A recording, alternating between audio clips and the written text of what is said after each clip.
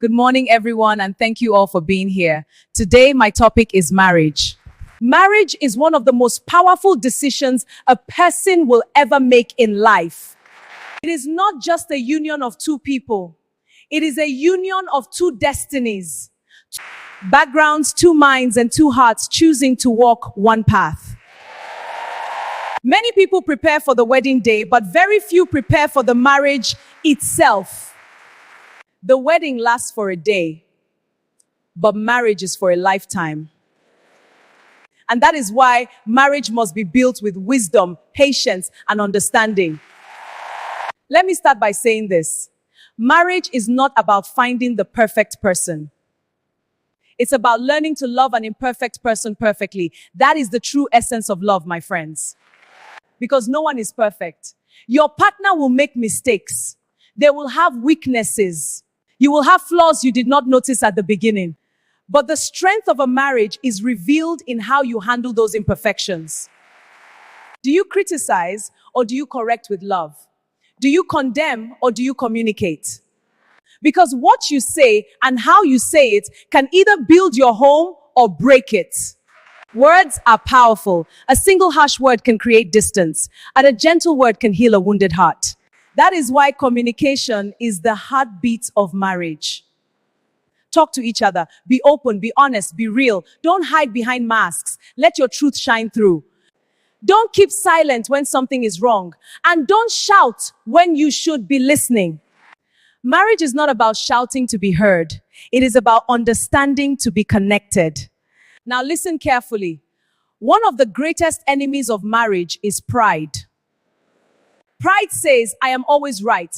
Pride says, I will not apologize. Pride says, let them come first.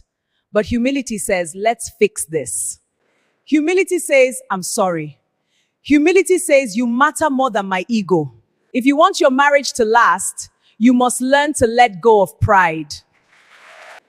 Because in marriage, it is not about who is right. It is about what is right for the relationship. Another important truth is this. Marriage requires sacrifice. You cannot be selfish and expect your marriage to succeed. Sometimes you will have to give when you don't feel like giving.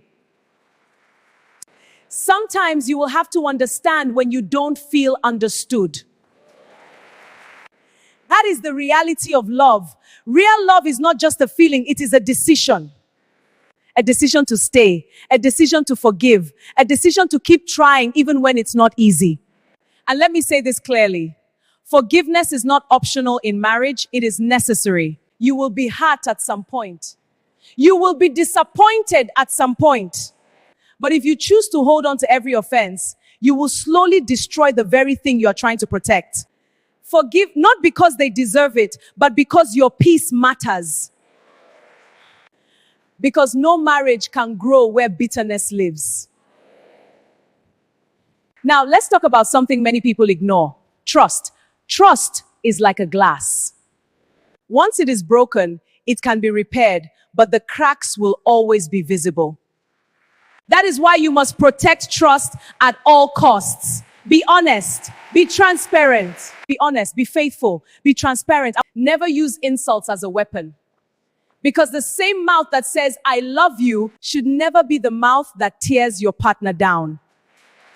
Marriage is not a battlefield. It is a place of peace. It is not me versus you. It is we versus the problem. You are a team.